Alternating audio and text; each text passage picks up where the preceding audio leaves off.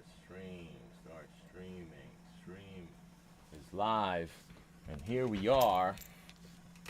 I don't see it yet. It didn't pop up. There it is. All right, we are live. There we go. Here we go. Welcome to the show, Fly Degenerates. Thursday night NFL Week 14 preview. Hope everybody had a good Thanksgiving, Black Friday, Black Tuesday, Cyber Monday, Giving to whatever the hell all the holidays that we just passed are. I hope everybody did all the things that they're supposed to do. We had some NFL teams not do what they were supposed to do, as usual. But we'll do a little recap of last week. We'll do a recap of the Thanksgiving games. We will make our picks for the picks contest. We'll make our best bets for this upcoming week. We'll do our picks draft, moneyline parlay draft.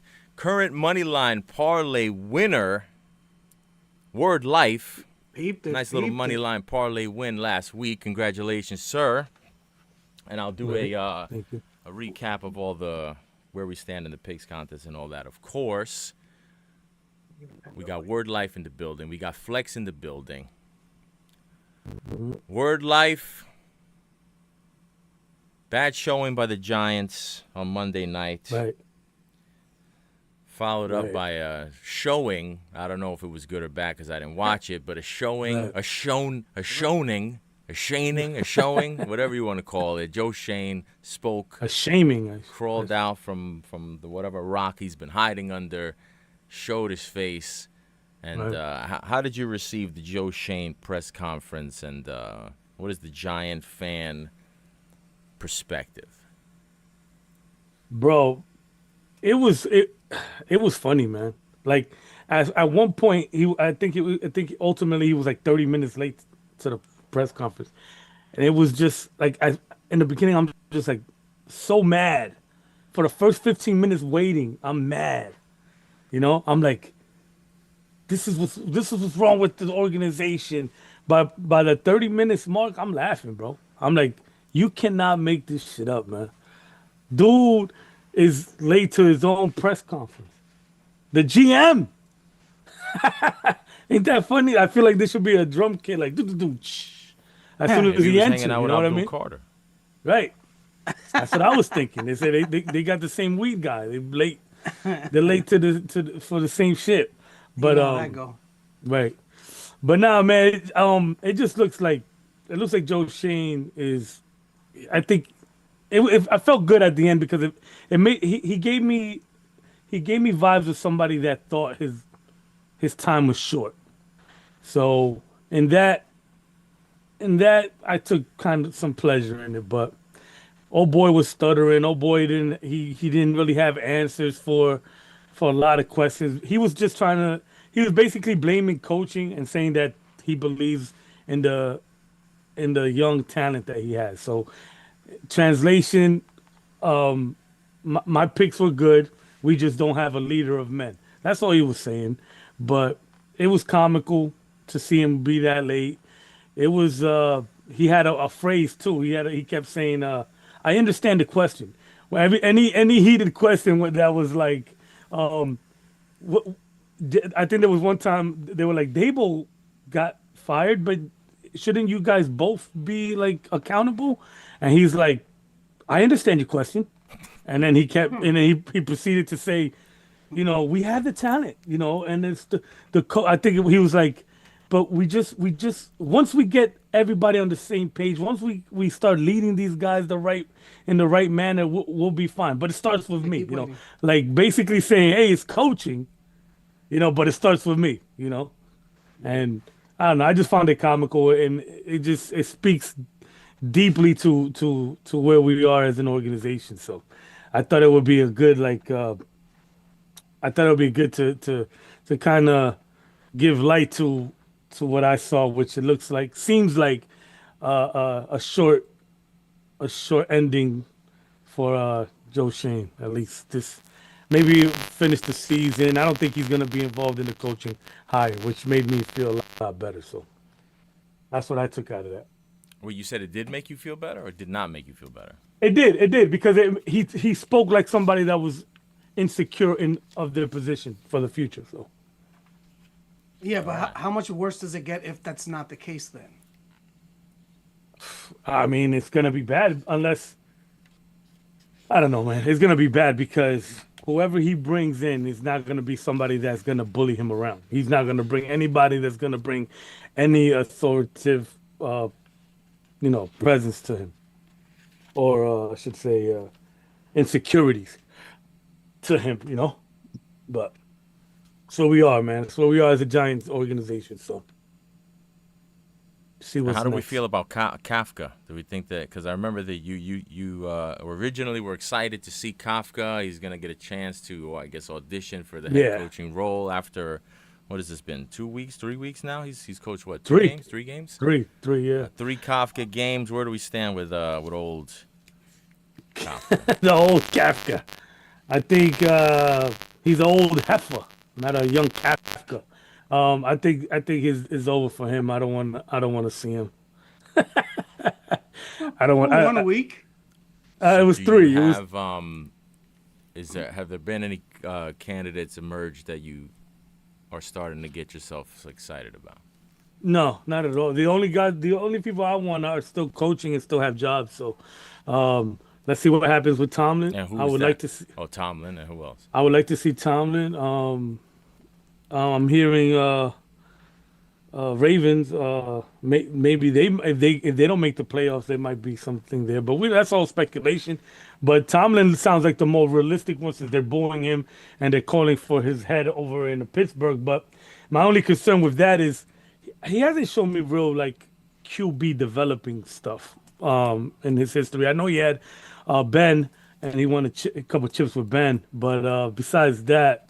I didn't really see the whole Pickett experience wasn't well, didn't go well. I feel like there's another 1 or 2 there that young quarterbacks that they didn't develop very well over there. But I mean, at the end of the day, I'd rather have him than any other candidate out there. All right, well, that's the Giants. The Giants update, the state of the state of the union for the Giants. All right, you alluded to wanting to potentially get involved with this week's game. So let's get right into the picks draft for this week. Mm-hmm.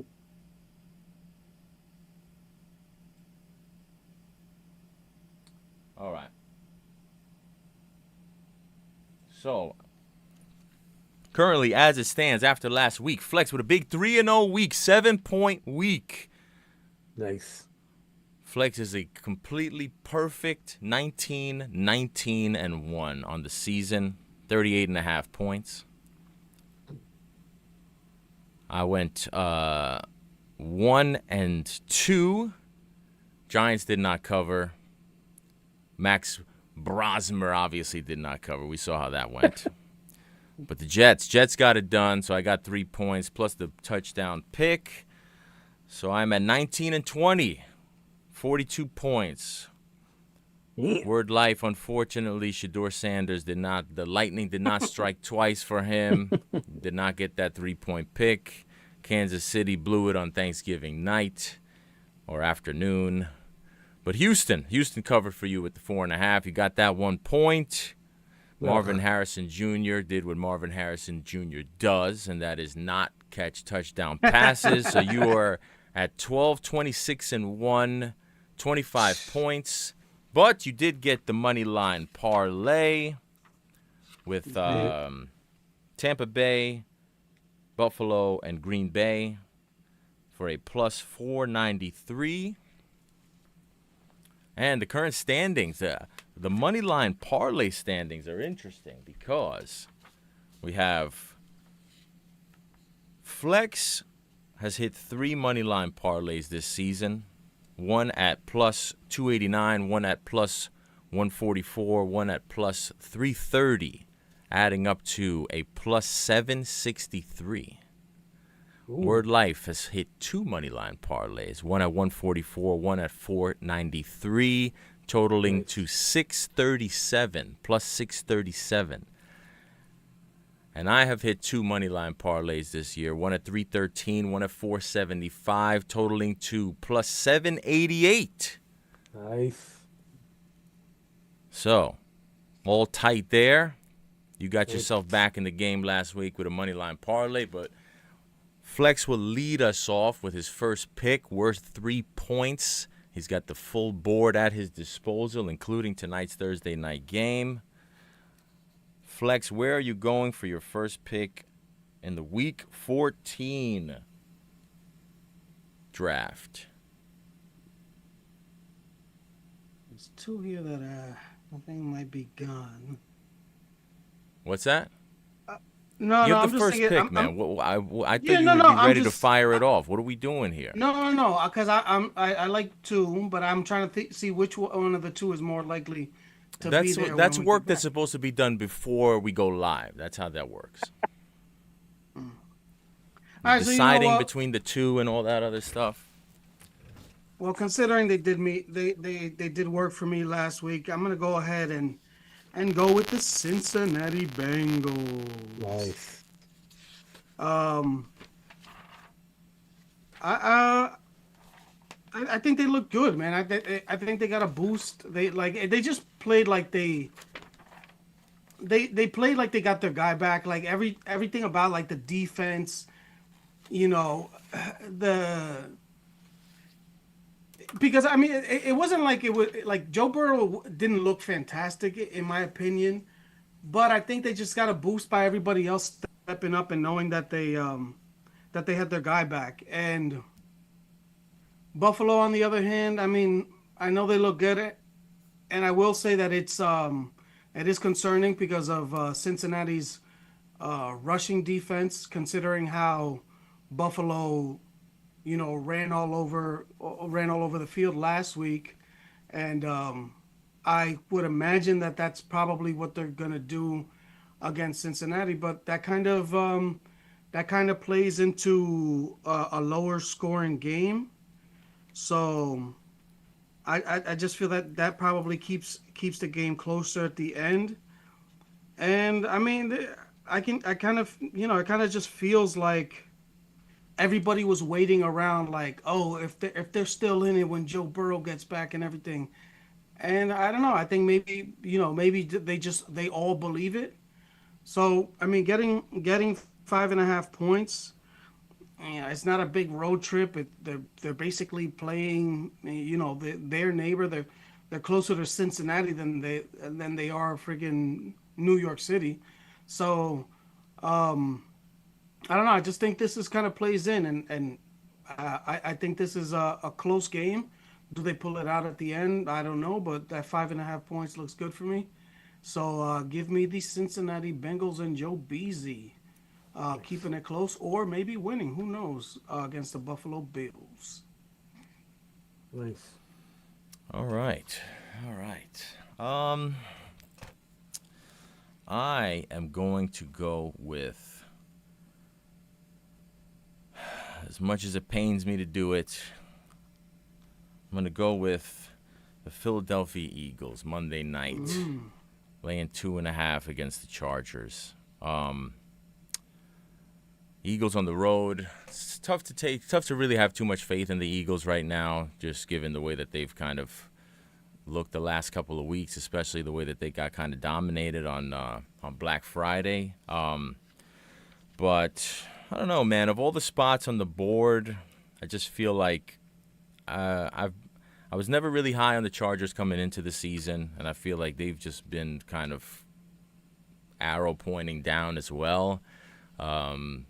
Justin Herbert just had surgery on his non-throwing hand, and as much as they tried to fool me into thinking that, oh, well, you know, it's not your throwing hand, so it's okay. That's why Rodgers can be out there. We saw how that worked out when when you're compromised on your non-throwing hand playing NFL football. I don't know. Obviously, Justin Herbert is not even. It's not even really fair to compare him to Rodgers at this stage of his career, but I think he'll still be equally compromised. And unlike the usual Chargers and Jim Harbaugh offenses, the Chargers don't have a run game. I mean, Kimani Vidal has been okay in certain spots and in certain matchups against bad rushing defenses, but do I think that he's going to be able to have his way with the Philadelphia Eagles? D-line coming off of a bad loss, coming off of getting dominated. The first time that they gave up 200-yard rushers in like 50 years. I think that's going to be a point of emphasis to shut down the run and force Justin Herbert to beat them throwing the ball. Will he be able to do that with a broken left hand that he just has surgery on? I don't know, but I got to see it. Laying less than a field goal. So essentially, I'm just asking for Philly to kind of just get a win. I mean, obviously, you can still get burned -2.5, but that's a chance I'm willing to take given the spot for the Eagles, and especially considering that they now find themselves with a little bit more sense of urgency as the Cowboys are creeping up on them a little bit, and they've sort of ceded some of the lead that they had in the NFC. So give me the Eagles. I'll take the Eagles Monday night, and I'll lay 2.5. Nice. I was going to take tonight's game, but I knew you wanted to take it, so I'll leave it there for you. And it's crazy because I had a theme for all my picks, but that because and I wasn't sure which side you were taking. That's why I didn't do it. I figured if you don't take the side I want, we'll just on guard, and I'll take it on the comeback, on the way back. Copy. Well, anyway, since my theme is gone, I'm gonna go with the. Why is your theme gone? I'll explain later. I can't give it away, but I'm gonna go with Dallas getting 3.5. I just feel like I feel like I'm being baited, but I'm a bite, bro, because I have been watching the lines. I have been watching Dallas. I should have took Dallas last week. I had them on my paper, and last minute I scratch them out and take the Chiefs. So I might get bit in the ass for that. But I think that I don't know. The number seems high to me. Like if we would have played that our pick the line game after last week, I would have put, I would have made this number would have been maybe Lions of 2 or 1.5. For the Dallas Cowboys getting 3s and the hook just seems like a lot for a struggling Lions team. Especially where the weakness is their secondary, and Dallas has been playing well with in the past specifically. So that's really what leads me to pick Dallas, getting just too many points plus a Lions secondary that really can't stop the pass, and the Dallas can do a little damage with the run, so against the run, excuse me, and with the run. So I don't know. Give me Dallas getting 3 in the hook for my 3-point pick.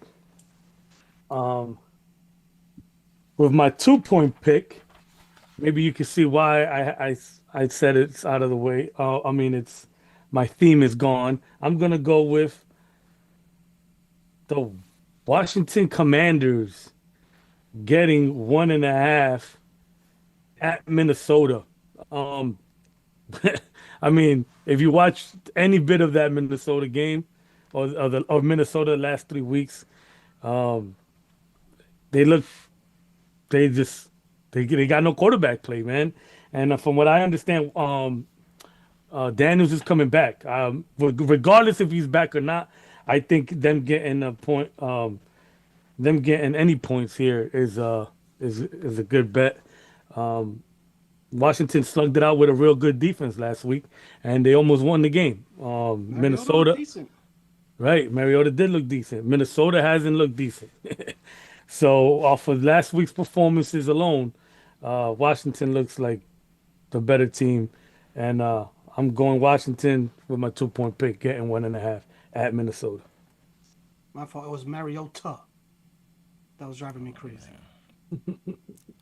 Man, oh man, I wish I knew if Jaden Daniels is gonna play or not. Because I can't take it not knowing if he's going to play. But if I knew it was Mariota, and that's a Mariota line. But it did go from 2.5 to 1.5. I think that was because of the speculation of Daniels, but... Yeah. It did move, right? But not enough for it's still a Mariota line, right? Yeah, man. I want to take Minnesota. All right, I'm not going to take Minnesota just because I don't know if it's Daniels. If it's Daniels, I don't want it. But if it's Mariota, I would definitely take it. But anyway, so I'm not taking Minnesota. Instead, I'll go elsewhere. I'll go Yeesh. Oh man, I guess I got to do it. Oh man, I'm gonna take Jacksonville. I love it. I hate it. I don't want to do it, but I had that one too. I'm gonna have to take Jacksonville getting 1.5. The Colts. As much as I've enjoyed the Colts' run this year, Daniel Jones has a broken leg, and not enough people are talking about it. I think that what they're missing without him being mobile and being able to kind of provide that threat, I think that helps Jonathan Taylor a lot. We've seen Jonathan Taylor slow down a little bit the last couple of weeks, sort of coinciding with the Daniel Jones injury and the Daniel Jones lack of run production. I don't think that that's an accident. If I'm not mistaken, I think Sauce Gardner's still out, so they're not getting that production. Charvarius Ward is in, but I don't know. I think I also saw the Colts haven't beaten the Jags in Jacksonville in like 10 years.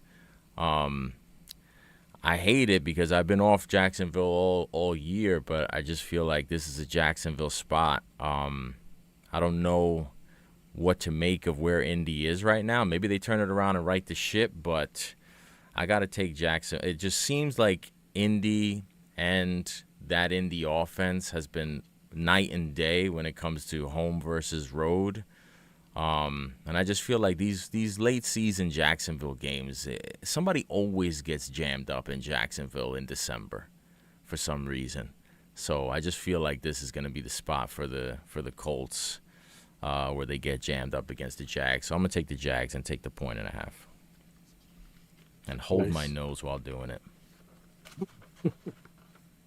Excelente. So that brings me to my 2-point pick. And I've been hesitant to do this for a while now. But I'm slowly starting to believe back in my JETTGTS Jets again. I kind of mentioned it last week, like that I'm having a different expectation when they play, like, because last week was a game that they usually lose. I can't think of countless examples of that same game happening. In fact, that game happened about 2 or 3 years ago versus the Falcons when they were out in London, and I thought they were gonna win. They lost, and but my boy Kirk Cousins, I guess he tried to prove me right again. He did. He looked out for me, and I still feel like this team is fighting. And the Dolphins, like they keep getting. I know they've been getting some wins, but it doesn't feel like any of these wins, like that Saints game last week. They needed to get do you call it a pick two when you return a 2-point conversion? I'm not sure I've ever seen that before, but yeah, and they still could have if Chris Olave catches that pass at the end, I think they win that game. So, we're talking about the Saints, you know what I'm saying? And like a team that's at home. As much as people want to say that they're, that like a lot of the buzz is like they're still playing for him, but I don't see the Mike McDaniel, like I don't feel like it doesn't seem like it's translating. Like anytime that the game is on, it's like Tua, he looks slow. He's not getting rid of the ball. Like he can't run, obviously. And I don't think, I don't think that they could take advantage of the Jets defense that has been playing better. I'm not saying by any stretch that they're, world beaters or whatever, but they've been playing a lot better. Could that be product of like the competition that they've been facing recently? Maybe. But I like the way they're playing. That they're showing a lot of fight. They're running. They're flying around the field, and we know what happens when the birds fly north for the winter. Anytime there's cold weather, and it should be cold this weekend. So, Tua in cold weather, man. and we got the rivalry jerseys this week. I'm pretty sure that the rivalry jerseys are undefeated for the team wearing them so far, because I'm sure that the Bills, the Dolphins won against us wearing them, and I'm pretty sure that the Patriots won wearing theirs. So we're wearing it this week, so that's a good omen. Give me the Jets. 2-point pick. Let's bring it home against the Dolphins. Nice. And Nicey for nice. my 1-point pick, it's a disgusting one. Going all underdogs this week. But this is by far the grossest. Give me Don't do it. the Tennessee Titans Damn it. against. How dare you? How dare you? Did I take yours? I am the filth master here, not Right, you. that's a stick. Oh yeah, I know. No, That's a stick. was it? What is it? Not stick. What is it called? Stick. That's my whole stitch or whatever. I don't know. Stick. Stick, right? Stick. You keep jumping. But yeah, give me the Titans, man. If for no other reason, it's that spread against Shador and that team. It just seems like a lot. 4.5 points. 4.5 points for a team as bad as the Browns just seems like a lot to me. You know, Cam Ward, I know he likes to run around.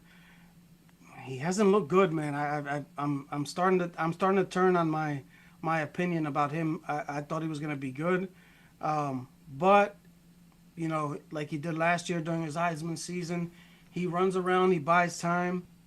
He's going to need to do that against the maniac Miles Garrett, and I know that you know their offensive line isn't too great, but I just don't. It's more a product of I don't have 4.5 points worth of faith in Shador.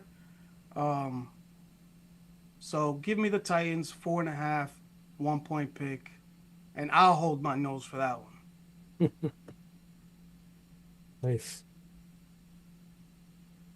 Nicey nice. All right. All right. So Tennessee's off the board. All right. How nasty are we gonna get? How nasty do we want to get here? Let's. You know what? We're gonna get nasty. God Almighty. All right, I'll do it. Fuck it. I'm gonna take the Falcons. Wow. Ooh, Wowsy. wowzers! I mean, I think that's probably the ugliest one left. Is it? Yeah, I think that's the ugliest pick left. Well, I had the Saints. I had the Saints as a possibility for me. That's pretty ugly, Yeah, that's kind of ugly too. considering they had a pick 2. Tyler Shuck and them boys. Yeah. Oh God, I can't do it. No, forget it. I can't do it. I can't do. I can't take the Falcons. I can't take the Falcons. I can't do it. I like that play. I don't love the number. I want more. Yeah. All right. I'll take Houston.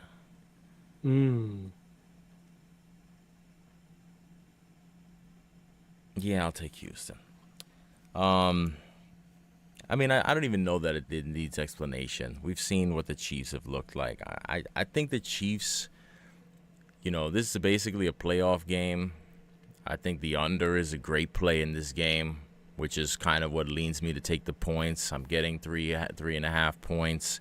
The Chiefs have not really shown that they could beat anybody by more than 3 points this year. I mean, it's very bizarre. It seems like they were kind of getting things going. It seems like the rare situation where typically Andy Reid has been known to, you know, perform well after the bye. It seems like the Chiefs' offense completely fell off of a fucking cliff after the bye somehow.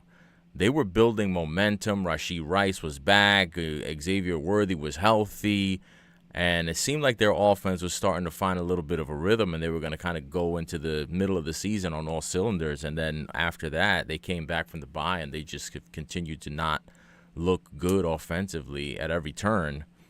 And there's no team that's going to make you look worse on offense, at least this season, than the Texans. That Texans defense, I don't know that you could really. I mean, I guess you could. You could tell me the Seahawks defense is better. I'm not. As great as the Seahawks defense has been, I'm still taking the Texans defense this season. They've just been performing unbelievably, especially considering the fact that the offense has done them no favors in terms of ball control, in terms of field position.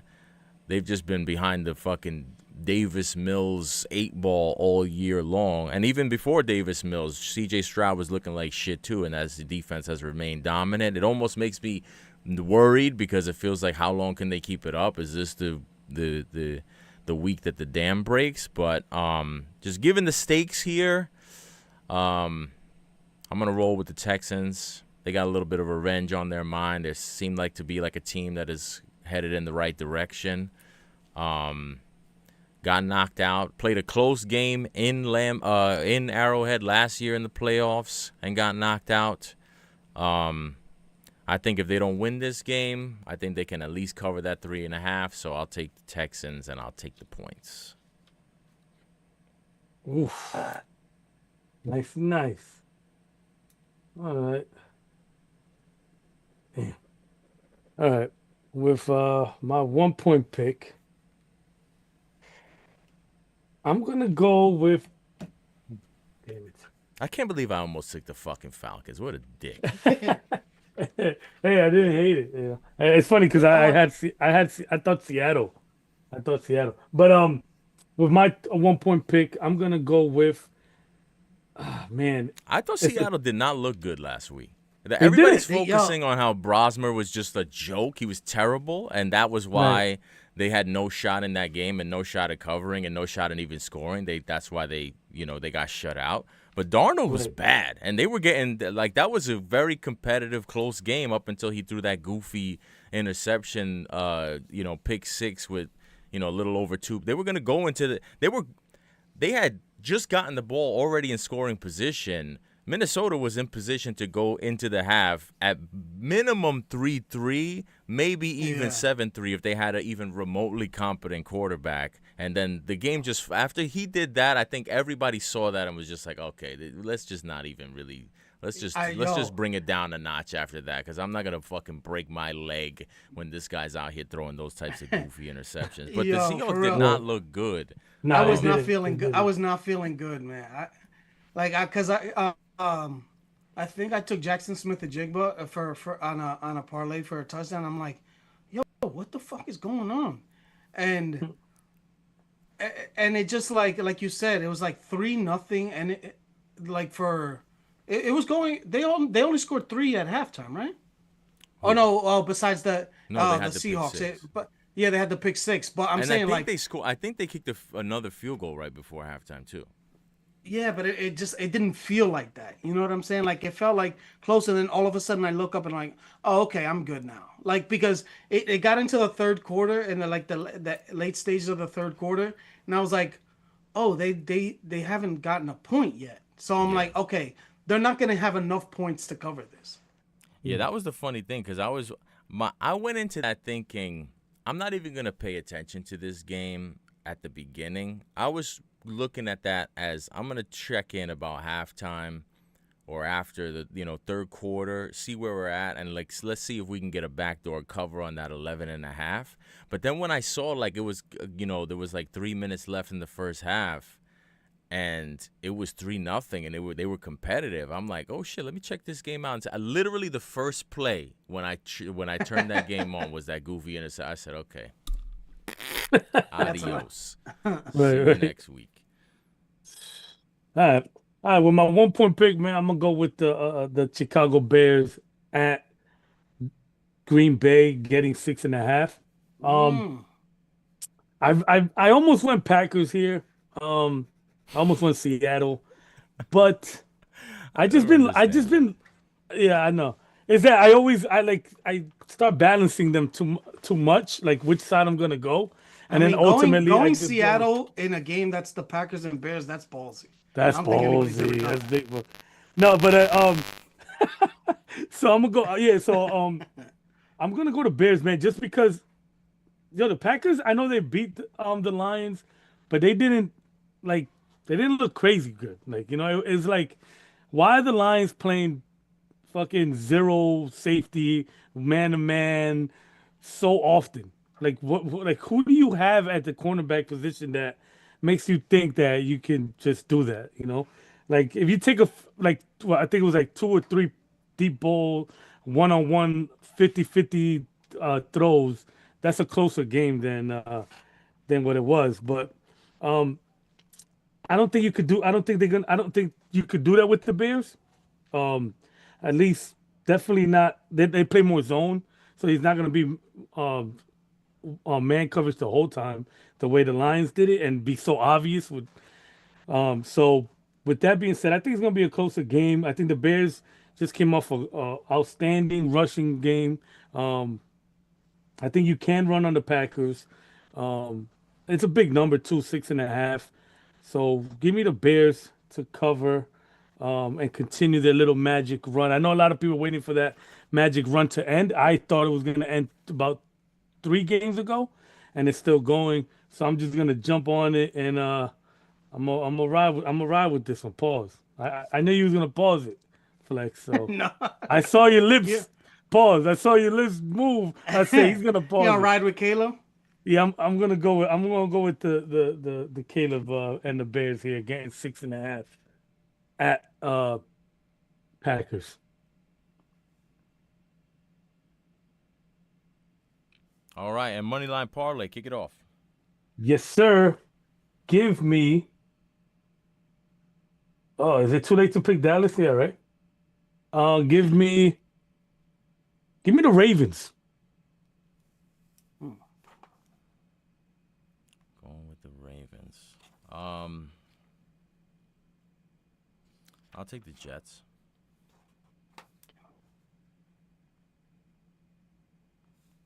I'm gonna take the Jaguars.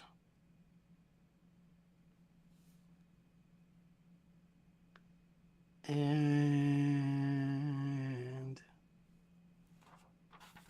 the Saints. Oh wow. The Saints. Oh my God. I don't like how the Bucks are looking, man. Me neither. I would I have. I don't like would. how the Saints are Yeah. looking. Well, yeah. Before the season started, he didn't like it. Okay, Jacksonville and the you taking the Saints. I'll take the Bucks. Give me the Chargers and Chargers and there's no dog. And the Bengals. Chargers and Bengals. Chargers and Bengals.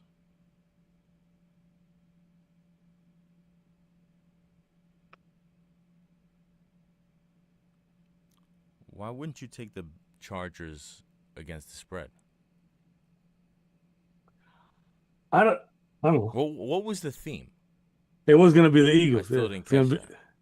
It was all NFC So you were going to take the East. Eagles minus 2.5, but instead you're taking the Chargers to win and not taking the points.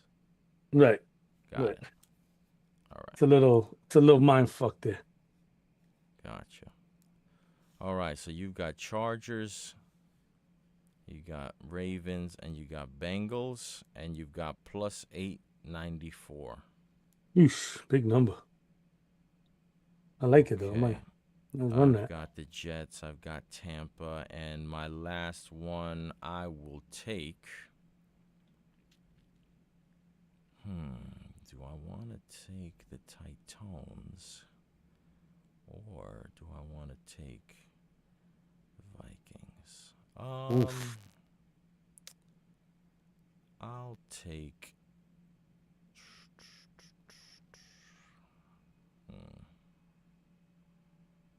You know what? I'll take let's just not be stupid. I'll take the Seahawks. Nice. God damn it.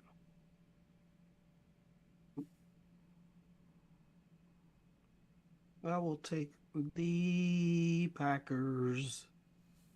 Pains me to do it. 264. 264. And you're going Packers? Yes, sir. So you got Jags, you got Saints, and you got Packers. Jags, Saints, Packers leaves you at the door. 1068. So hopefully that New Orleans comes through for you. That's a big number. That's a big number. Crazier things have happened. All right. So I got two things I wanted to go over. First of all, I was sitting there on Sunday night this past week, and this money just started popping into my accounts. And I was like, a lot of times I have all kinds of bets flying around. I don't even know where this is coming from, but I figured it out. It's over-unders time. It's preseason over-unders time. So I went back to look at where our preseason over-unders picks were and how they're doing. So far, we have 11 over-unders that have settled.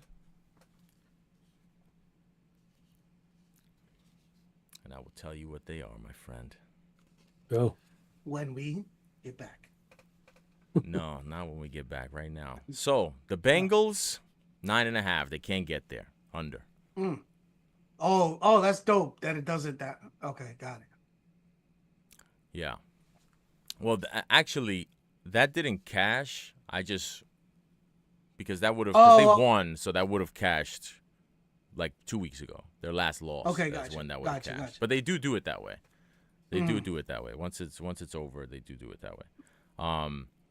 But yes, Word Life and Flex both had the over, and I had the under.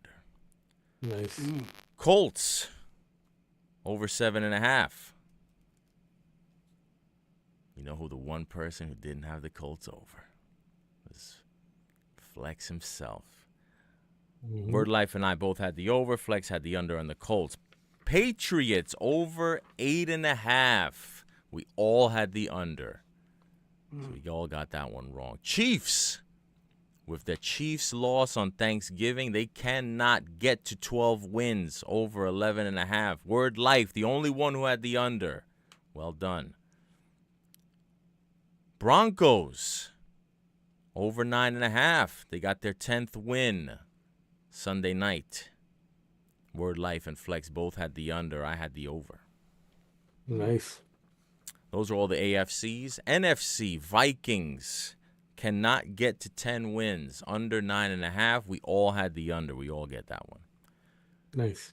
Bears over under 7.5. They cleared that. Only one person had the Bears over, and that was Flex. Word Life and I both had the under. Flex gets the over on the Bears. Nice. Panthers. Panthers got their 7th win over 6.5. Flex and I were the only two that had the over on the Panthers. Word Life had the under. The Commies can't get to 10 wins when you lose. Under 9.5. Flex and I both had the under. Word Life had the over. Seahawks over 7.5 wins. They get there. Word Life, the only one who had the over on the Seahawks. Flex and I both had the under. And the last one that cashed last week, Cardinals cannot get to 9 wins. We all had the under. So, A lot of wins. through first 11, Word Life 5 and 6, Flex 5 and 6. I was 7 and 4. Oof, nice. We'll see how the rest of the league, rest of the season plays out. There's a couple of them that should probably turnover this weekend as well. So I'll be updating those as the weeks go along. Nice. And another thing that we can update now, the look-ahead lines. Before we do our Week 16 look-ahead lines, we're going to revisit the Week 15 look-ahead lines very quickly. Atlanta at Tampa Bay. Word Life said Atlanta +5. Flex said Atlanta +5.5. I said Atlanta +6.5. The line is Atlanta +6. Buffalo at New England. Word Life had New England -2.5. Flex had Buffalo -3.5. I had Buffalo +1. It is Buffalo +1.5. I still not sure how you had Buffalo as a 3.5 point favorite on the road to New England, but you have a strange relationship with the Bills. Yeah. Baltimore at Cincinnati. Word Life had Cincinnati +5. Flex had Cincinnati +3. I had Cincinnati +5.5. It is Cincinnati +2.5. Damn. But to be fair, I didn't know that was going to be a Burrow line. That's a Burrow line. I thought we were still going to be doing the Flacco dance. Right. Jets at the Jacksonville Jaguars. Word Life had Jets +4.5. Flex had Jets +2.5. I had Jets +6. It is Jets +9.5. Oh, so I was really? the closest, but we were all. Well, I was just adding to yours. Makes sense. Chargers at the Chiefs. Word Life had Chargers +4.5. Flex had +2.5. I had +4.5 as well. It is Chargers +4.5. Arizona at Houston. Word Life had Arizona +6. Flex had Arizona +4.5. I had +4.5. It is +7. So Word Life gets the closest on that one. Cleveland at Chicago. Word Life had Cleveland +3.5. Flex had Cleveland +4. I had Cleveland +6. It is Cleveland +7.5 is the actual number. Washington at the New York Giants. Word Life had Washington as a 3-point dog. Flex had a pick'em. I had Washington also as a 3-point dog, and it is Washington -1.5. So I guess that is in the middle. I guess we split that one. Because a pick'em is essentially 0. One. No, pick'em's not 1. Pick'em is 0. Or pick'em is a half. But if you're not half, right. picking a favorite, then it just stays 0. Pick them. Right. Vegas at the Philadelphia Eagles. Word Life had Vegas +11. Flex had Vegas +12.5. I had Vegas +13.5. It is Vegas +12.5. Flex nails it on the dot. Nice. Colts at the Seahawks.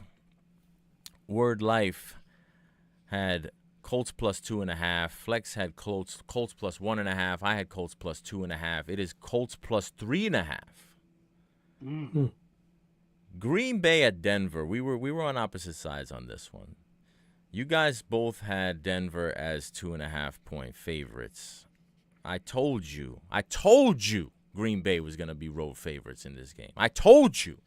I had Denver +1. It is Denver +1.5. Nice. Tennessee at San Francisco. Word Life had Tennessee +7.5. Flex had Tennessee +9.5. I had Tennessee +9.5. It is Tennessee +12.5. Yikes. Carolina at New Orleans. Word Life had Carolina +3.5. Flex had Carolina +3. Oh, excuse me. New Orleans +3.5. New Orleans +3.5. Flex had New Orleans +3. I had New Orleans +5.5. It is New Orleans +2.5. So Flex is the closest there. Detroit at the Rams. Word Life had Detroit +6. Flex had Detroit +4. I had Detroit +2.5. It is Detroit +4.5. So Flex was the closest there. Minnesota at Dallas. Word Life had Minnesota +4.5.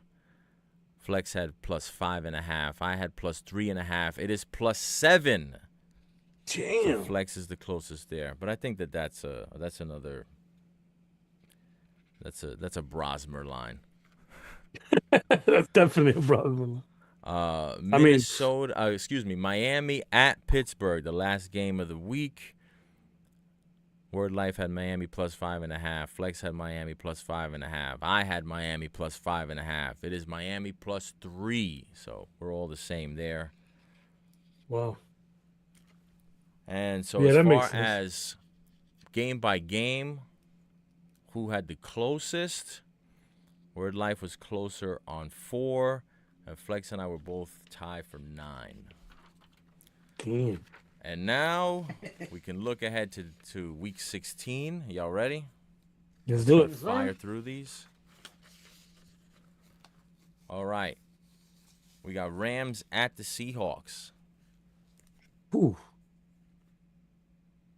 Do you want me to just keep on doing them this way? I'll say them and you could think about them and just shout them out, or do you want to do it in a more structured way? It doesn't matter to me. Yeah, Rams -1. Rams -1. I'll go Rams. Oh, damn. Seattle. Yeah, I went Rams. 1.5. You're Rams going what? also. I'll go Rams 2.5. Okay. So Rams as the favorite, right? Yes, sir. Okay. All right, so we got a 1, a 1.5, and a 2.5. Philadelphia at Washington. Philadelphia +4. Philadelphia as 4-point dogs against Washington. That's Excuse me. Sure? No, the opposite. The opposite. -4. Excuse me. Okay, Washington +4. -3.5 because I think Daniels is back by then. I don't know why, but yeah, I just Lions read that scored. Daniels practiced in full, I guess. Yeah. Yeah, I'm gonna go Washington +6. Lions Green scored. Bay at Chicago. Green Bay at Chicago. It's weird. They're just a week apart. Yeah. Green Bay -5. Green Bay -2.5. -2.5. -5, you said?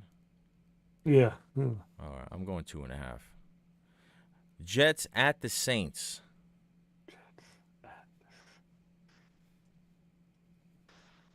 Jets -4.5.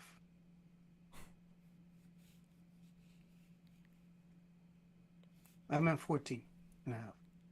What? You said Jets minus?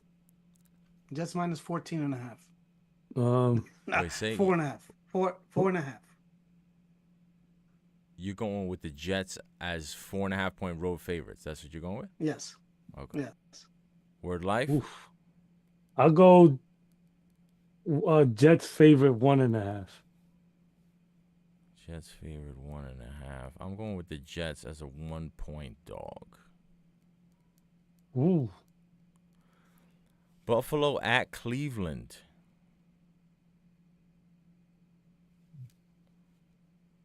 Buffalo -9.5. Buffalo -6.5.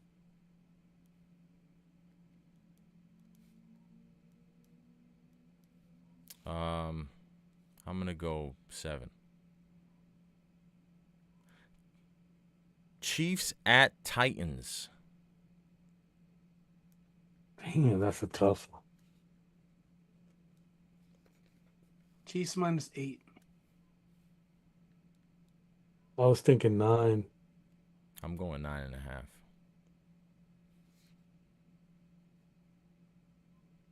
You going 9? Yeah, 9. Nope. New England at Baltimore.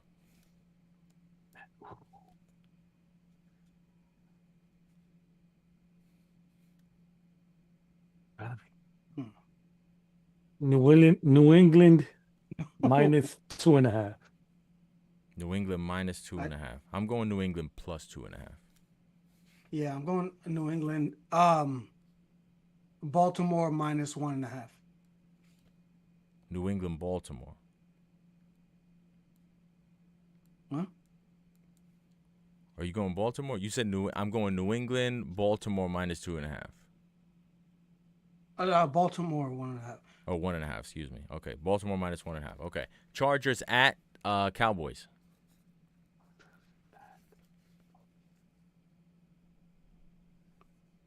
Cowboys minus 3.5. I'm going 3. Shit.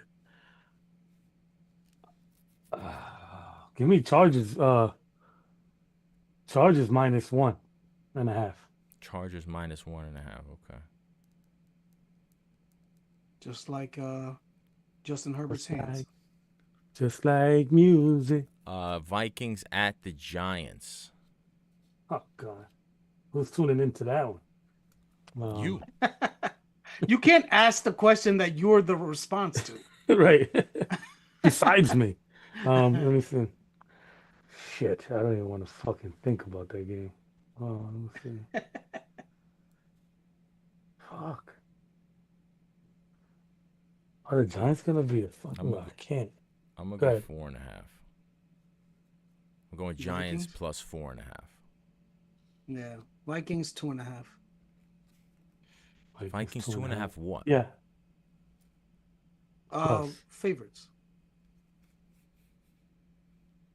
Yeah, I agree. I agree with Flex. So you're both going Vikings minus 2.5. Okay. Tampa Bay at Carolina. Tampa Bay at Carolina.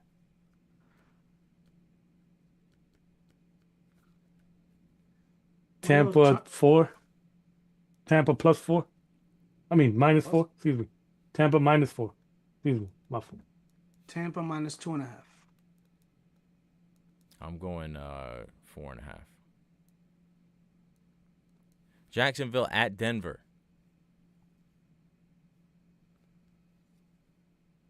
Denver minus 4.5. Yeah, I went with the same thing. Yeah, I'll take that too. All right. Atlanta at Arizona. Holy shit. Atlanta minus 2. I'm going Atlanta plus 2. Yeah, I go Cardinals plus 2.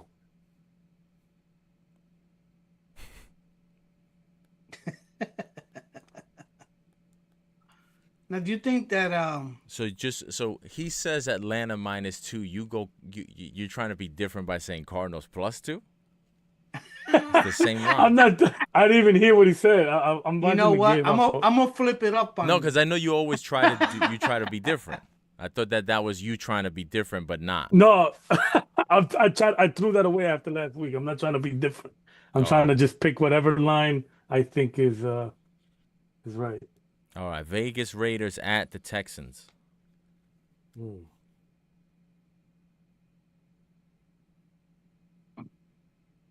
I go Houston minus 3.5. Huh? Houston minus 8.5.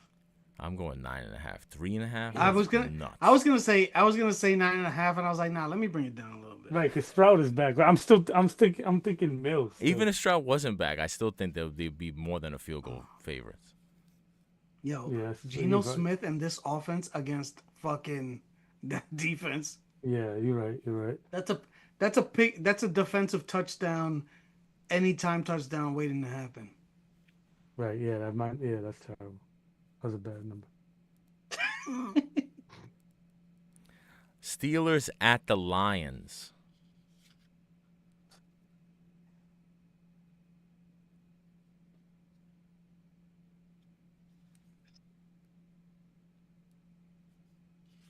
Gotta be Lions minus 4.5. I say Lions 3.5. Yeah, I'm gonna go 3.5 as well.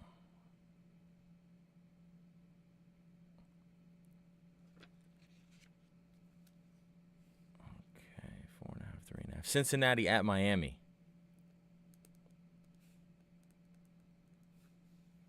Cincy minus 2.5. I say Cincy minus 4. I'm gonna go Cincy minus 5.5.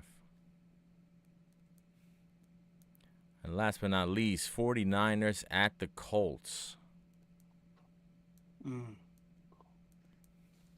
Shit. Colts minus 1. Huh? Colts minus 1. Colts minus 1. Yeah, I go Colts minus 2.5.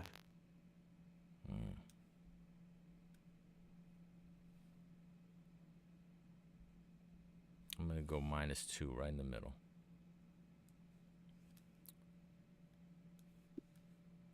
And that's going to do it for the Week 16 look ahead. So, as it stands currently, just based off of last week's, the look ahead for next week, I assume y'all are both going to be taking Denver as home dog, since you both thought that they should be favored against Green Bay, right? One of y'all has to take that game.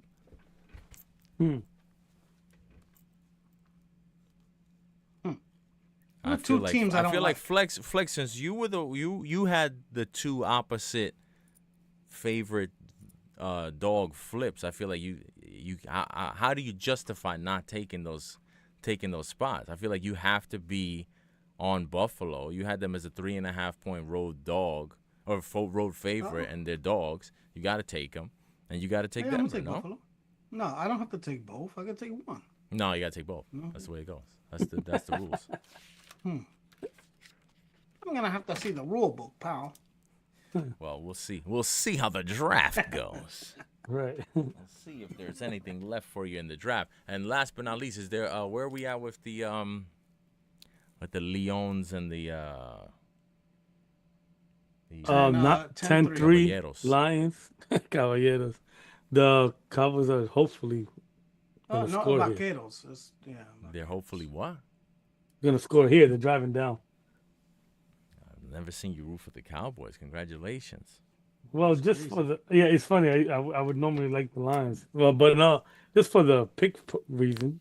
You know what sucks? I think this is gonna be the best weekend of football of the year coming up with the matchups that we have. You look shocked. You look surprised. No, yeah. I mean, I feel like we had I gotta look at it, but yeah, I feel like we had a couple good games. We got bangers coming up. Are you serious? Yeah, we do. No, you're right. Look at the schedule. No, we do. I mean, this is a banger right now. Detroit Cowboys. This is a big game. This is a banger. It's a huge game. We got Buffalo, Cincinnati. That's a banger. Jets, Dolphins. Pittsburgh, Baltimore is always a banger. That's a banger. The Chiefs, Colts, Jags is a game. banger. Yeah. That's going to be for the division, Colts, Jags. Chiefs, Houston is going to be for the wild card. Chiefs, Houston is for the wild card. That's a banger. Green Bay, Chicago is going to be for the division. That's a banger. Right. It's a banger. You're right. And even if you want to throw in the battle of the rookie quarterbacks with Shador and Cam Ward, that's the most interesting game either of those teams are going to play this year. Right. It's a whole schedule of bangers, and I'm not going to see any of them because I'm going to be at MetLife Stadium watching Jets Dolphins like a dick. Oh shit! Come on, Jets, put on the show. Come on. What can you do? What can you do? But I will be there. I'll be in the building. That's crazy. It's gonna be cold. You're right. It's gonna be. It's gonna be cold, but is it gonna be raining? That's because that's what makes it miserable. Yeah, it's as of right now, the forecast doesn't say rain, but I haven't bought the tickets yet because I was looking at tickets today and I seen somebody was selling tickets. I seen them on Game Time for, I think it was like, what was it? They were like, they had they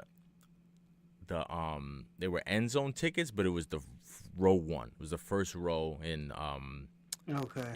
section 100, and I think the tickets were like less than $90 each. So I was gonna grab those, but I decided not to because I was like, you know what? I'm gonna wait to check because it doesn't really matter. There's gonna be tickets available day of, and I was like, I want to at least wait until Saturday night where I have a better idea of what the weather's going to be. Because if it's raining, I'm just going to get tickets that's going to be covered. Like, I'm going to be underneath the mezzanine.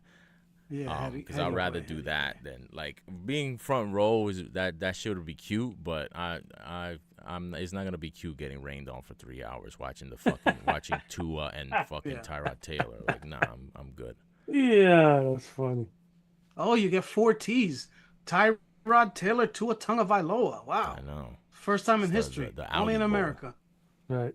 Can I have two? Can I have tea? Can I buy a tea? You know, whatever the fuck. You're going to have 2 titties. I'm going to drink some tea. With something extra. Yeah, so I don't know, man. I'm pissed off because I don't know how I'm going to consume that week of banger matchups.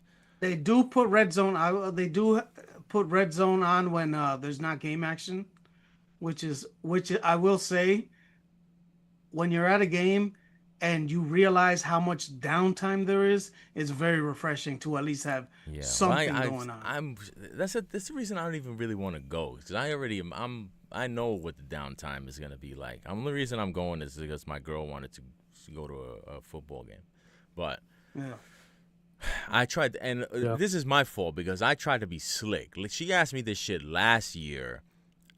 And she asked me like the day before the Jets-Dolphins game, and I was like, "You remember what the weather was like? It was filthy that day." I was like, She was like, "You want to go to the Jets game tomorrow?" I was like, "I want to go to the Jets game tomorrow. Like, I want to go and cut my dick off tomorrow. Like, why would I want to do that with the way that the weather is?" But I thought I'm gonna postpone this shit. Hopefully next year. Jets, Dolphins, and MetLife is sometime September, October, and I don't gotta deal with a December day at MetLife. And of course, it's basically, I mean, it's a little bit better just because I think last year was like week fucking 16, right? Week 16, 15. It was like one of the very, very last weeks. At least this shit is like a little bit earlier in December, but I was hoping we would get something earlier in the season. I was hoping that game that was in, and I don't know why they don't do that, but I was hoping that the game that was in Miami in, what was that, like first week of October or whatever? We're not doing Miami no favors, dog. Huh? We're not doing Miami no favors. They got to come up. Yeah, because you guys went down into Miami and kicked their ass. So you didn't do yourself any fucking favors. I don't understand. Yeah. That's what I'm saying. It's the same thing. Like, you go down to Miami when it's warm, and notoriously, the Jets, the Bills, you all go down there to lose. At least try to flip it. Try something different. Yeah, so now they have to come up here in the cold, and then they lose. We'll see. You know what I'm saying? We'll see. We will see. Oh, my God. What's happening? All I know is the only person who's guaranteed to lose on Sunday is me. Right. He lost already. He lost already on Sunday. Yeah, I already lost. I'm gonna take. Can I take the weather minus 3.5 on Sunday against me as my 3-point pick? Oh, that's the actual weather. Minus 3.5 degrees. That would suck. That's funny. I think it's going to be probably 3 degrees below freezing, though. I think it's supposed to be like 28 degrees. Oh, for real? 28, 29 degrees. Yeah. That's how they should measure the temperature. Who cares about? Wait, you mean that's how we should measure the temperature? That's how the rest of the world measures the temperature in Celsius. That's what Celsius is. Oh, okay. I didn't know. Yeah, it makes sense. 28. America's the only dickheads that's doing ounces and all this other bullshit and gallons pounds. And Fahrenheit and pounds. Yeah, inches. Fucking clowns. I like inches better than millimeters doing all that shit. Nah, inches is garbage. Nah. No, Yeah, I because feel like millimeters is better the because it's metric. all the same. It's meters, it's millimeters, it's kilometers. It's all part of one. You don't got to convert shit. With inches, you got to, it's 12 in a foot. And then and we still got to do centimeters because inches don't have a fraction to it. If we just did uniform meters, everything is meters, millimeters, centimeters, kilometers, the whole fucking way. This inches and feet shit is goofy. Shit is stupid.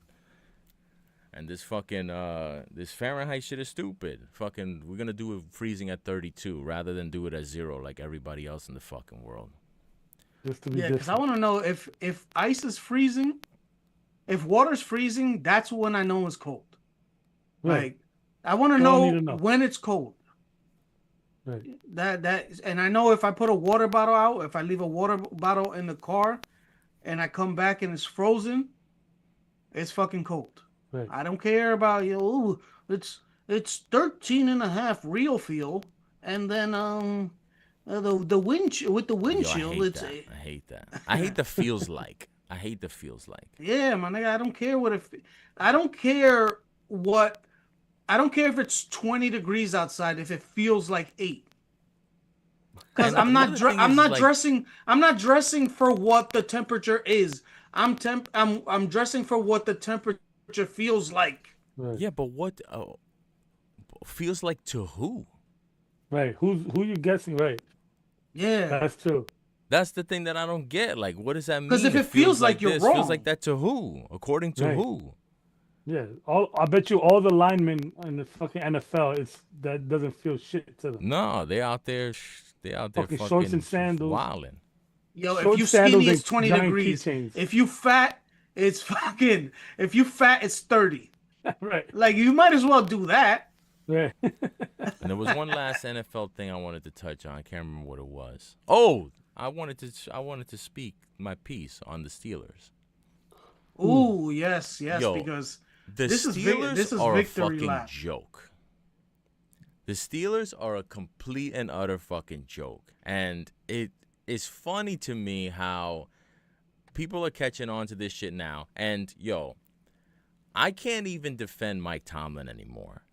Only because I've been kind of holding on to the idea that this guy, Omar Khan, the GM, once he took over for Kevin Colbert, he has not made a good move since. He's completely destroyed the roster. But I've always been like, yo, Mike Tomlin has not been known to be Mr.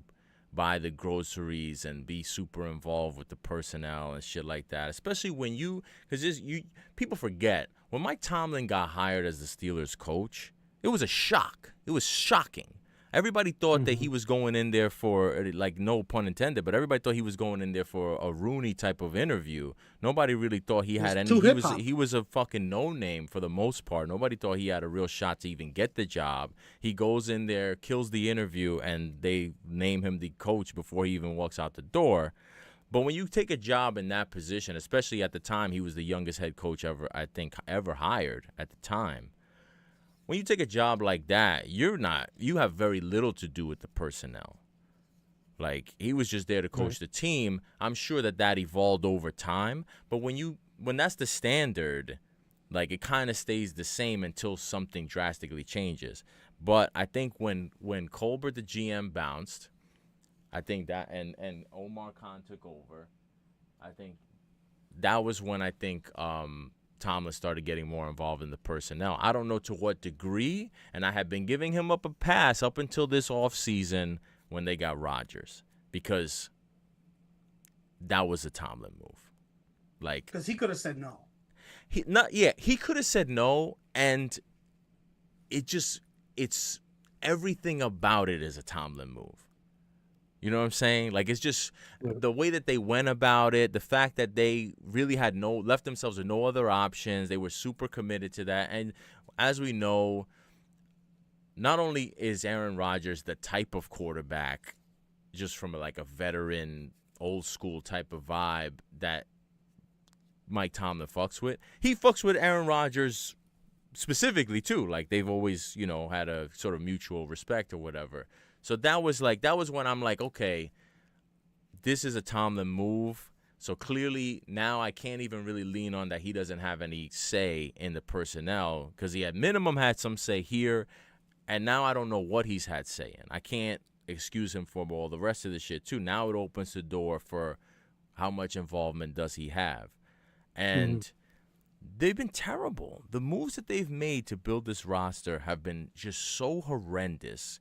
And they get more and more horrendous every day. Every day George Pickens catches another touchdown pass, they look like fucking fools as they're trying to go out here with DK Metcalf, who, you know, is averaging, you know, catches in the backfield. They have no downfield pass game, which I've been saying since Rodgers' last year in Green Bay that he was washed. And he's just more and more washed every time he drops back to throw a pass.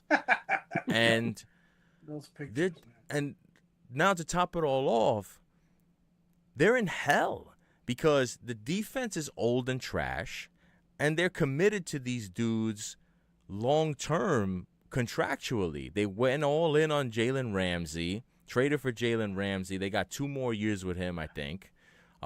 They waited forever to commit to T.J. Watt until now he was more expensive than both Myles Garrett and Max Crosby, when they could have signed him long before that and got a cheaper rate for him. And not only did they sign him at the maximum possible price they could have signed him, now it seems like he's falling off a cliff too. He's not the same type of pass rusher he was last year. I don't know if he's hurt. I don't know if it's the attention. But you still pushed him 2 years older. Yeah, exactly. They just kept kicking that can down the road.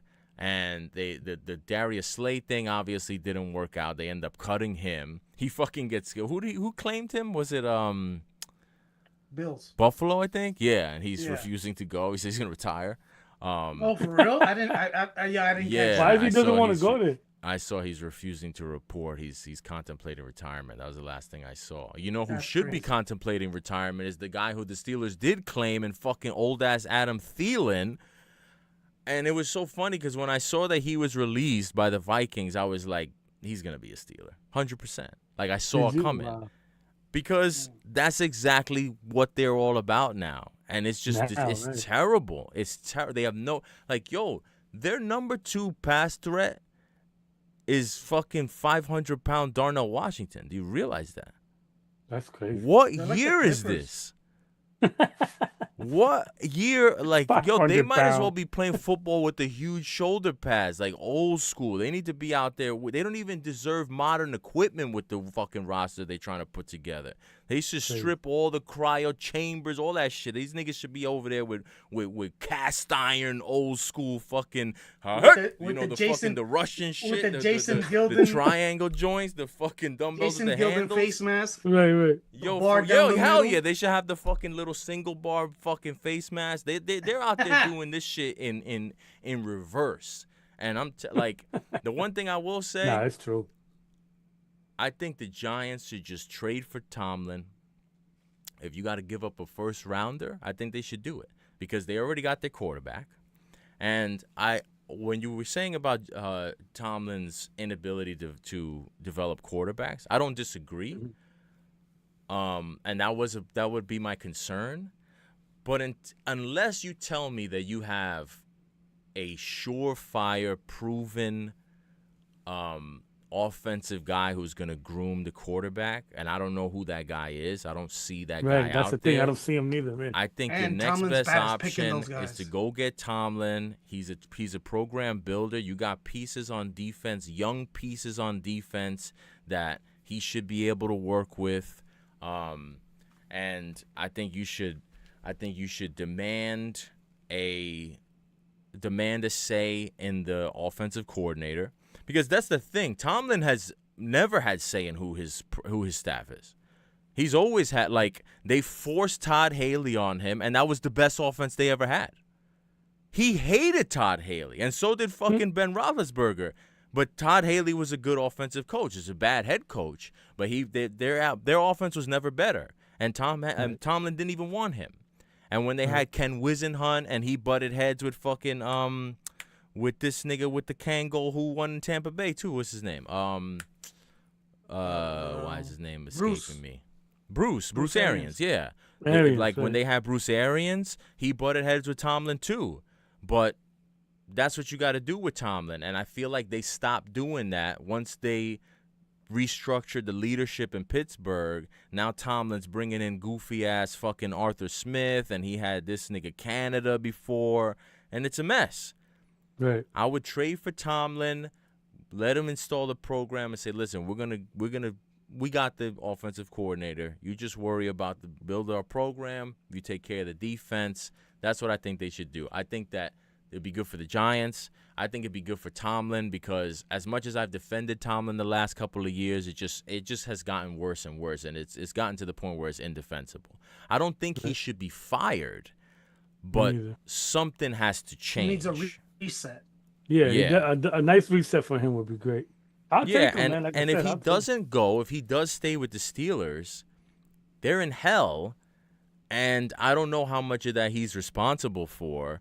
But they don't have a way out. They don't have a way to get a quarterback. They've just been fucking doing this thing on a year-to-year basis. How many times have they signed Mason Rudolph? Way too many times. They signed Mason Rudolph. Mason Rudolph was a Titan last year, wasn't he? Didn't he finish the season for the Titans after they benched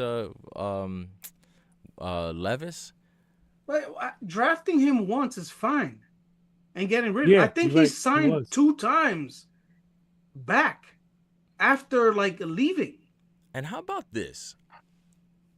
I thought when they drafted Kenny Pickett, I had 2 thoughts. My first thought was, are they reaching for a quarterback just because this is where they're at in the lineage of Ben Roethlisberger? But I was like, yo, they got to at least know enough about this kid. The fact that he played at Pitt, he's playing his home games in the same fucking stadium y'all played y'all home games. You should know a little bit about the kid. So when they drafted him, I'm like, they got to know that they can have success with this kid. And at the very beginning, it kind of looked like they knew what they were doing with him. He looked like there was a brief time where it looked like his arrow was headed in the right direction. He was making some improvements, and I'm not saying Kenny Pickett would have been some type of superstar, but Kenny Pickett never had a chance with the way that they bungled the entire rest of the roster. They never got Kenny Pickett a legitimate offensive line. They drafted the offense. They took way too long to draft the offensive line. The offensive line now is a young, developing offensive line, but they needed to do that shit when they drafted Kenny Pickett. Right. At the beginning. They never replaced the running backs. They never replaced the running backs, whether you want to talk about James Conner or Le'Veon Bell. They just we're just going to keep going. Okay, we have a on a trajectory to go to the Hall of Fame type guy, elite talent. Okay, but we still believe in our second string guy, James Conner. We're gonna rock with him, and it worked out. And then he leaves. Okay, well we believe in our third string guy, and then they draft fucking Najee Harris, and they just rock with him forever when he was the perfect picture of mid. His fucking jersey should have said mid in the back because that's all he was the perfect mid running back. 1990s running back. Yeah. Yeah, facts. They just never put anything around Kenny Pickett. They have the offensive personnel has been disastrous. Right.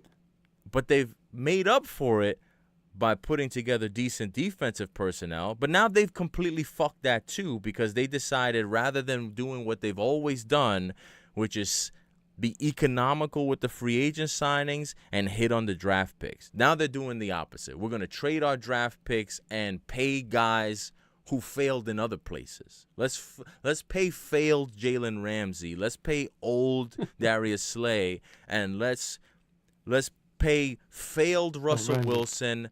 And when he leaves, let's bring in his boy, failed DK Metcalf. Right.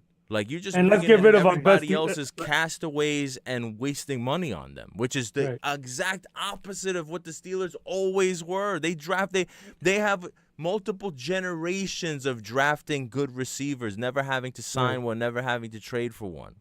Right. And getting rid of Fitzpatrick and getting what's him call it, the tight end was Head Jonnu scratch. Smith.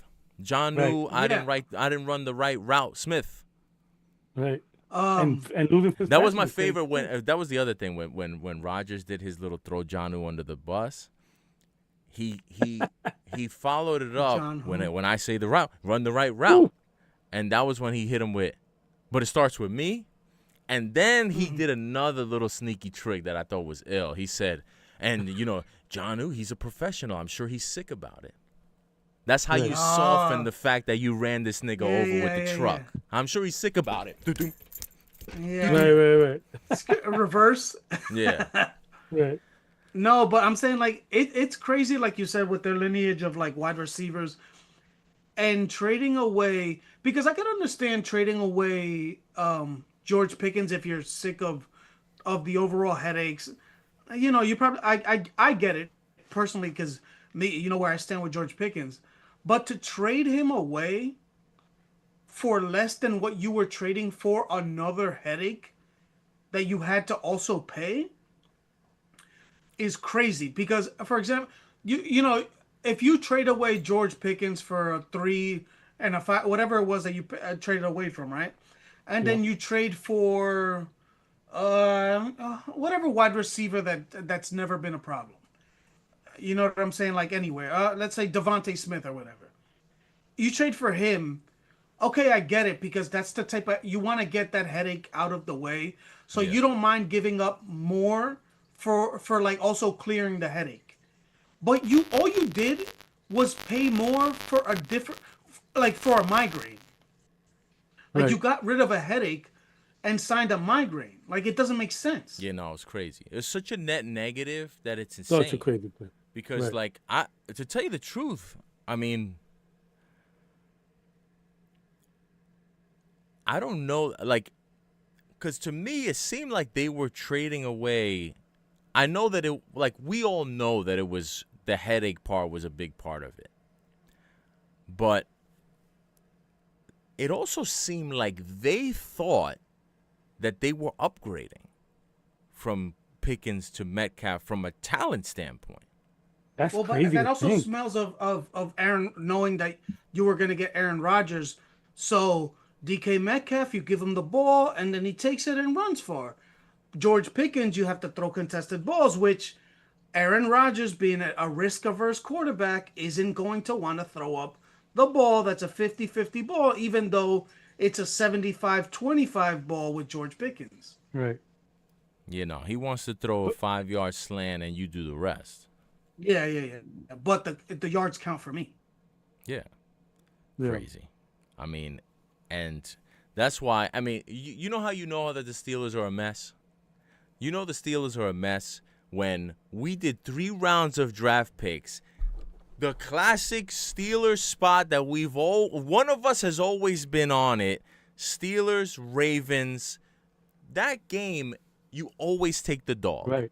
And if you have, and it's almost always 3. It's very rare that game. There's got to be some type of injury or something where that shit gets inflated to 6.5. That's always a 3.5 type of game. You got the Steelers getting 5.5, and none of us even sniffed it. I thought heavily about taking the Ravens. Never even dreamed of taking the Steelers. Me too. You know what's crazy? And one of the reasons I'm like so down on the Steelers is because we just saw this last year. Like no one's talking about how the comparison, how they're just going downhill for the last 2 seasons. Like at some point they were okay, and then they just at the end of the season just fucking straight down, and that's exactly what's happening. It's like they're just doing a script again. Like they're doing last year's script this year. They're just tanking at the end, like just falling. And I'll remind you, you also wanted the Jets to re-sign him. Hey, to my defense, I re-sign think who? you would have had better Rodgers? quarterback play Aaron with Rodgers. With Well, that's to the my other defense, thing. I think you would have better quarterback play with Rodgers, though. No. No? Better than Fields. Better than Fields. Yeah, what I but the mean. thing is, we probably have the same amount of wins. But here's the Okay. thing. And First of all, with I don't Super Bowl aspirations. I don't Right. know that while That's a good point. you could say that you you could get better quarterback play with Rodgers than Fields, but I still don't know that for that situation. I still will. The Fields thing didn't work out clearly, but I will still take it to the grave that was the right choice to see what that was gonna be. Rather than we already knew what Rodgers was. Like Right. I've been saying Rodgers has been washed for fucking almost 4 years now. So that's why you're not gonna convince me that Rodgers was the right fit really for anybody. But I just feel like you knew once you fired the coach that it was going to be a reset. It was going to be a different type of situation. And it just would not have made any sense to bring, at least to me, to bring Rodgers back in that situation. You're just delaying the inevitable reset. I don't know that it would have translated to any more wins. I don't know that it would have been good for the locker room. I don't know that it would have been good for Aaron Rodgers. So I just don't think that. Like, there's still people talking about, I can't believe the Jets were such fools to let Aaron Rodgers go. I still don't buy that. I don't get it at all. Yeah. And you also don't trade away Quinnen and Sauce Gardner for all those picks. So that's true. Which is the bright spot of the season.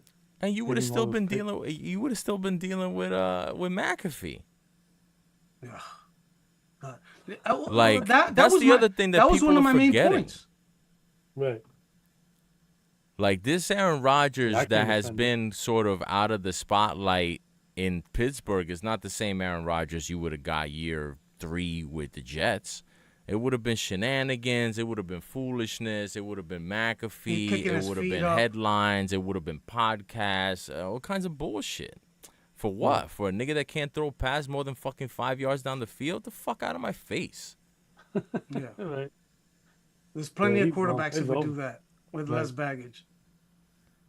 And you know what? For everything we said about DK Metcalf, he's at least been healthy on the field. I don't even want to know what Rodgers would have looked like with this Jets team without Garrett Wilson. Mm-hmm. Rodgers would have been he would have got destroyed. No, it's a fact. Yeah, I can't defend that one. Throwing balls to Allen Lazard. You don't trade for A.D. Mitchell because he can't play. That's the other thing that the Steelers that I don't get why they didn't. Why would you claim Adam Thielen and not just have traded for Allen Lazard months ago? Like you could have got Allen Lazard for nothing, for a 7th round pick. You could have had him. Like, why wouldn't you just do that? Why would you go into the season with DK Metcalf and Calvin Austin and fucking Darnell Washington? Roman Wilson. And, like, that shit is, what the Steelers have become in terms of the way, in terms of, like, just that used to be the franchise. You believed in the picks they were making. You believed in like, if they let a guy go, like, you never would have dreamed of the Steelers trading away a George Pickens and him doing what he's doing now, having success. When wide receivers left the Steelers, they left to go die somewhere. Like Mike Williams with the fucking not Mike Williams, Mike Wallace. With the fucking with the Dolphins. Right. Or like Emmanuel Sanders didn't go to the Broncos to die, but that was only because they had fucking Peyton Manning. Martavis Bryant. Yeah, he went to fucking the fucking CFL. Like that was it. Like now you got them fucking trading away niggas that like George Pickens is he's gonna get Offensive Player of the Year votes. Crazy. And you over here throwing 5 yard slants, 5 yard ins to DK Metcalf. You're trying to get to the Super Bowl with that, and with a defense that can't fucking stop anybody. That defense is crazy. Yo, but you're right though, man. Those horrendous, man. Can't stop. Watching Jalen Ramsey, I hate him so much, and I used to be a big fan of him too. But him lugging around, looking like a linebacker, getting burnt, and then as soon as he makes one good play, telling everybody on the field around it, around him about it, drives me crazy. He's always doing something dirty. Nah, I would have loved Jalen Ramsey on a defense that's already stacked. Like Jalen Ramsey to me would make sense as a safety with the Eagles. Like as a ball hawking guy in a secondary that has actual cover corners. Like trying to bring him in as a cover corner, we saw how that didn't work out. Now they just decided, okay, we're gonna move him to safety, but like they don't have cover corners. Joey Porter Jr., like, yeah, that shit was a nice story. His dad played with the team, but he's not what they thought they were getting when they drafted him in the first round. Like he's a good corner, but he's not by any means anybody's elite shutdown type of corner. And I feel like he's taking a step back too. Yeah. Like I feel like when you don't have the consistent pass rush, he nailed it on Cam Hayward. Like, yeah. Speaking, the Steelers right now, they got a team that would have been sick like fucking 6-7 years ago. They would have been like, dead ass, like that team in like 2018. That's a dream team. Jalen Ramsey, Darius Slay, fucking DK Metcalf, and whatever his rookie, like let's just say his rookie year. And then you got Rodgers, and still close to his prime. You got fucking Cam Hayward coming off of a 12-sack season.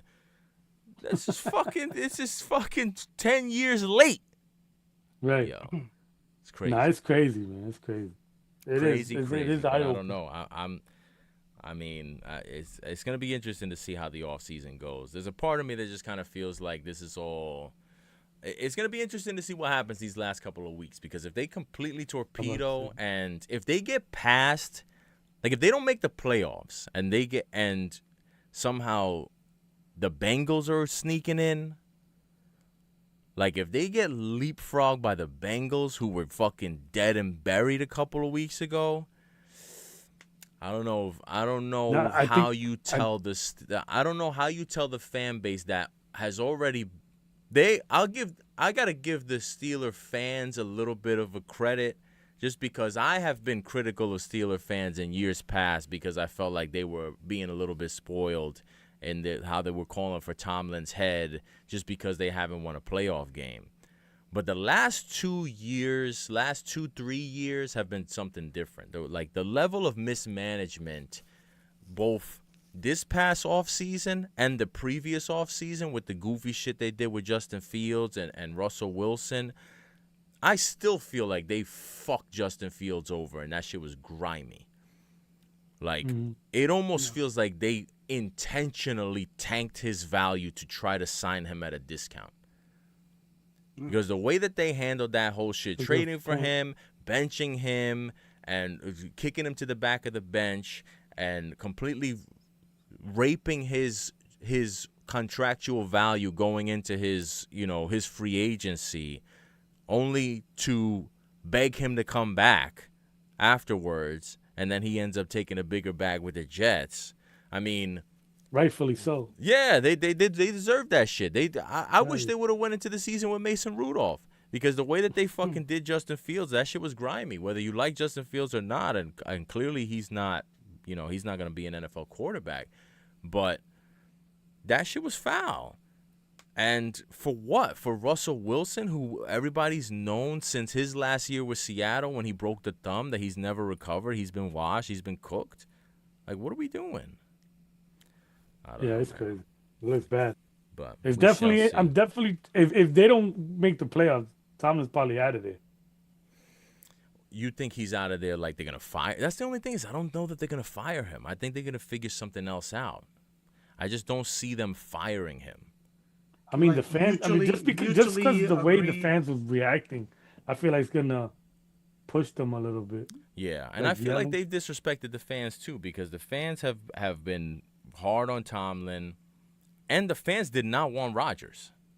Yeah. So now you're gonna saddle them. Not only do you're gonna force Rodgers down their throat this year, but then you're gonna force them to take another year of Tomlin when they don't want that next year. They have no path to a quarterback. Who's gonna be playing quarterback for the Steelers next year? Right. Yeah.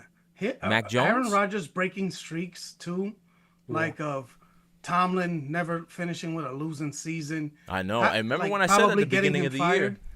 Him getting him fired. Like, how many, like, he could have 3 coaches fired in like a little bit over a calendar year. That's crazy. And not only have them fired, but coaches who otherwise had good reputations completely have their reputations get completely destroyed. It's not just that they got fired. It's that, like, at least Salah's building his reputation back up now. But he went from being a very all it took was a highly few months regarded, getting away from him. yeah, for real. He went from being a very highly regarded, like when they first hired him, he was a hot candidate, and he was finally sort of living up to that, like the year before they brought Rodgers in. By the time fucking he got fired week 6 of his starting season. 6 weeks into the Aaron Rodgers experience, this guy gets fired, and he's looked at as a complete fool, buffoon, and joke. And now he's a hot candidate for head coach again. I know. But look, and Mike Tomlin thought he was going to be cute bringing in Rodgers this year. I didn't know that. I mean, I could have told him that this was going to happen, but it seems like he thought that this shit was going to somehow lift his profile. No one has looked at Mike Tomlin worse over the last 10 years than they do right now.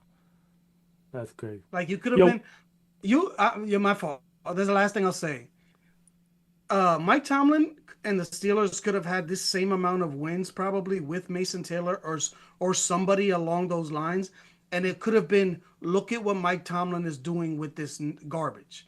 Instead, it turns into like, look at the disaster that's happening with Mike Tomlin and the Steelers with Aaron Rodgers.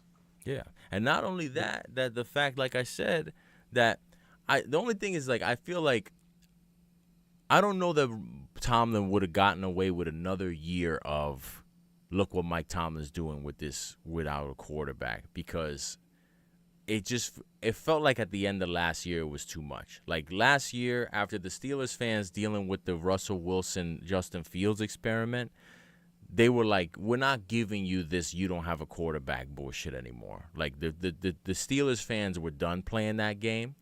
But at least for somebody like me, I would have still given him credit. But now I can't, because I know that the Rodgers move was a Tomlin move. So now I feel like you dug your own grave on this one. I could have assigned Kenny Pickett and even fucking Russell Wilson and all the rest of these niggas. I could have assigned them to Omar Khan. Right. Aaron Rodgers, that's on you. That's your man. Right. Yeah, I was gonna say, what real quick, how far was that field goal? No. That was fucking deep. What was it, Aubrey? Yeah. Yeah. That dude's a weapon, bro. Yeah. But now, yeah. Well, Word Life has to work early in the morning, so. Right? No, I'm off. Work life. Work life. Well, I do, so. Work life. So that's going to do it for the show. Do we have any all right, gentlemen, fantasy picks in the chat? No? Okay. All right. Good luck, so fellas. He gave up on you, bro. That's fucked up. Who that? Man, gave up on you. Bro, he's a Trumper. I had to stay away. Oh, so you gave up on him? Yeah. It sounds like he gave up on himself. He's a Trumper. He gave up right, on himself. Right. He's a Trumper. Yeah, I mean, it's time. All right, with that being said, shows